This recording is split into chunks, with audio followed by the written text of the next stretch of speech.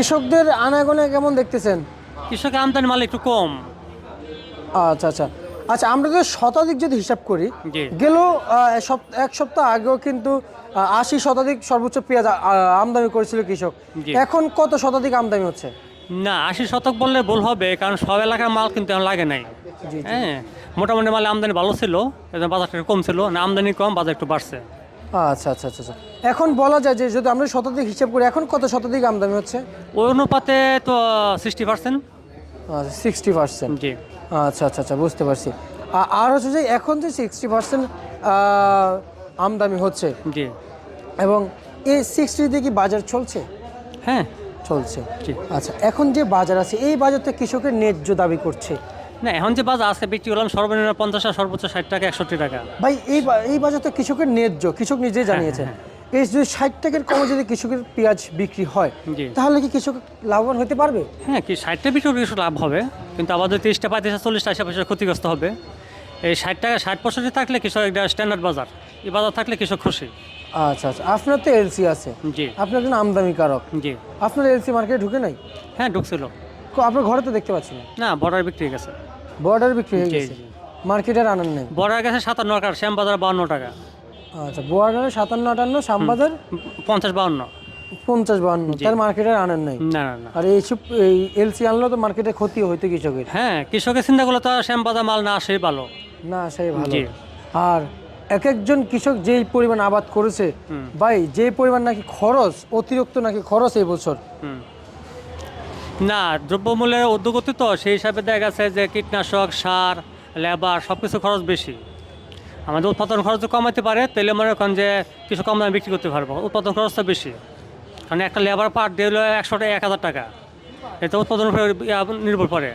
সেক্ষেত্রে উৎপাদন খরচ কমাতে পারলে বাজার কমানো সম্ভব, নতুবা কৃষক ক্ষতিগ্রস্ত হবে। আমাদের উৎপাদনের দিকে ঝুঁকি দিতে হবে। জি জি জি।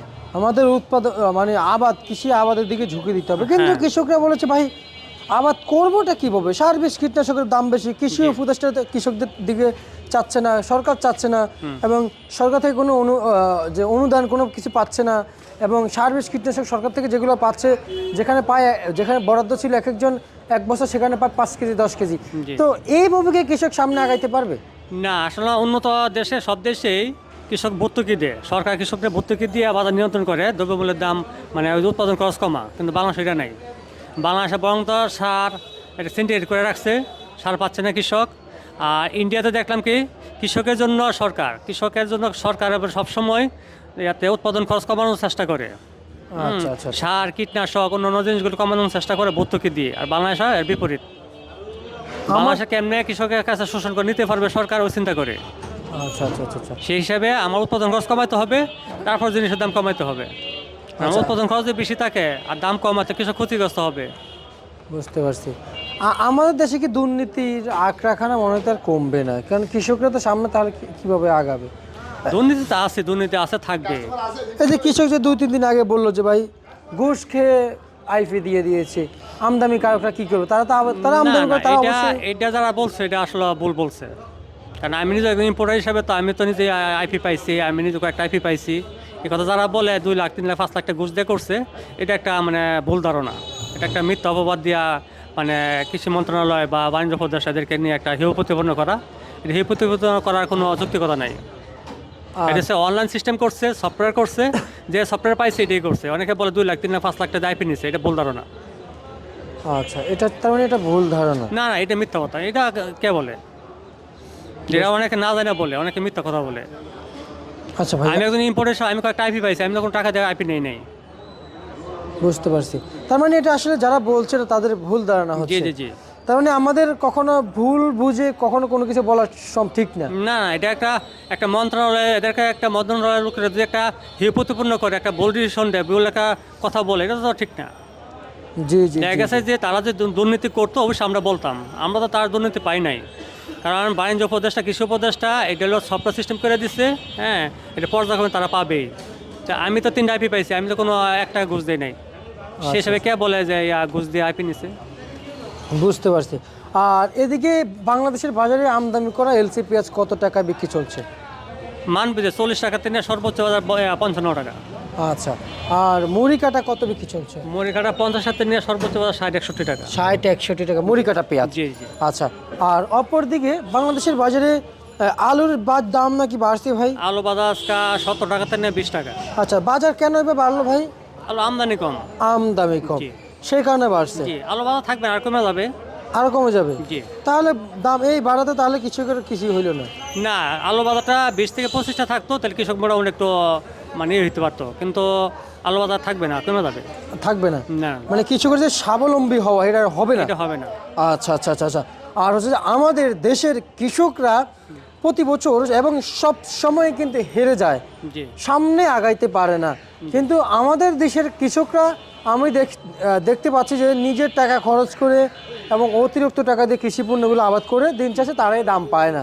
জি কিন্তু অন্যান্য দেশের কৃষকরা এশিয়া মহাদেশের ভিতরে যেমন ভারত ছিল কই, আর এখন কৃষকদের দিয়ে কই উঠেছে। জি যেমন চীন, তারপর যে আমরা যদি বলি চায়নায় পরে না টেকনোলজিগুলো আসছে, তাই না? জি। প্রথম তো কৃষি পণ্য দিয়ে উঠছে, তাই না? জি জি। তো সেখানে যদি আমাদের কৃষকদেরকে যদি ঠিক ওইভাবে মূল্যায়ন করে, আমরা কি উপরে উঠতে পারবো না?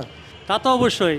কারণ তো ইন্ডিয়াতে করে কি, যখন উৎপাদন খরচ কমানোর জন্য সরকার কৃষককে ভর্তুকি দেয়, সার কীটনাশক বা আদা যেগুলি আছে, কৃষি পণ্য যেগুলি আছে, অনেক সময় কৃষি যে সরঞ্জাম এগুলি সরকার মানে কৃষককে ফ্রি দেয়। আর বাংলাদেশে সবগুলো বিপরীত। বর্তমানে বাংলাদেশে সার পাচ্ছে না কৃষকরা। হ্যাঁ, মানে 1000 টাকা সার কিনতেছে 1500 টাকা দিয়ে, কীটনাশকের দাম বৃদ্ধি, সেই হিসাবে তার উৎপাদন খরচটা কীভাবে কমাবে? উৎপাদন খরচ কমাইলে তখন তারা মানে কম দাম বিক্রি করতে পারবো। কম দাম বিক্রি করতে জি পারবো। জি। যে কৃষক বাঁচাতে গেলে কৃষকের দিকে সরকার নজর দিতে হবে, কৃষককে ভর্তুকি দিতে হবে, তারপরে মানে কারণ যে বাজার কৃষক স্বাবলম্বী হবে, দেশের মানে বাইরের প্রতি আমরা আকৃষ্ট হবে না। এখন যে আমরা যদি দেখা যাচ্ছে জিনিসের দাম, যে উৎপাদন খরচ কম, বেশি বিক্রি করি কম, তাহলে কৃষক মাল লাগাবে না, তো বাদ দিয়ে আমরা বাইরে থেকে মাল আনতে হবে। আচ্ছা আচ্ছা আচ্ছা। আর এদিকে রসুনের দাম নাকি বাড়ছে? না, রসুনের অল্প কিছু বাড়ছে, এটা কোনো বাড়া না। রসুনের বাজার মিনিমাম 100 টাকা। আচ্ছা, 100 টাকা করলে যে বাড়বো? 100 টাকা যদি হয় তাহলে মোটামুটি রসুনের বাজার ঠিক ছিল। কিন্তু খুচরা বাজার তো অতিরিক্ত বেশি ভাই। না, খুচরা বাজার মধ্যে শতভোগীরা কিছু লাভ করে। আচ্ছা, কিন্তু আজকে রসুন কি পরিমাণ দাম ছিল ভাই? রসুনের বাজার আছে 50 থেকে 75 টাকা।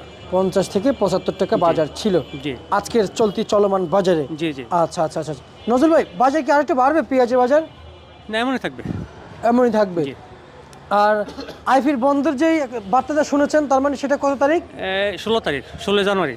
16 জানুয়ারি আইফি বন্ধ হওয়ার সম্ভাবনা? না, বন্ধ হয়ে যাবে, মানে সম্ভাবনা বন্ধ হয়ে যাবে। বন্ধ হয়ে যাবে? কারণ আইপির মেয়াদ আছে 16 জানুয়ারি পর্যন্ত। আচ্ছা আচ্ছা আচ্ছা আর কিছু আইপির মেয়াদ আছে 31শে মার্চ, কিন্তু 16 জানুয়ারি যেটা, এটা বন্ধ হয়ে যাবে ওটাতেই।